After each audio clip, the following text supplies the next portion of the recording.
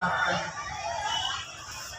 સમયે યમરાજાએ જવાબ આપ્યો કે બેટા, જગતની અંદર સૌથી મોટામાં મોટું પુણ્ય અન્નદાનમ મહાદાનમ શિવલોકે વહી યતે. જગતની અંદર સૌથી મોટામાં મોટું દાન હોય ને તો અન્નદાન એ સૌથી મોટામાં મોટું દાન. ત્યારબાદ આ જગતની અંદર જો સૌથી મોટામાં મોટું પાપ હોય ને તો જેમને આપણા ઉપર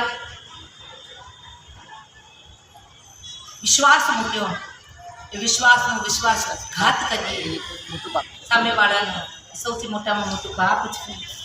સૌથી મોટામાં મોટું પુણ્ય કયું અને સૌથી મોટામાં મોટો વ્રતો કયા, પુણ્ય કઈ જગ્યાએ કરવું, આ બધા જ વિધાનો બતાવ્યા. પણ એનું આખું લિસ્ટ બતાવ્યું છે.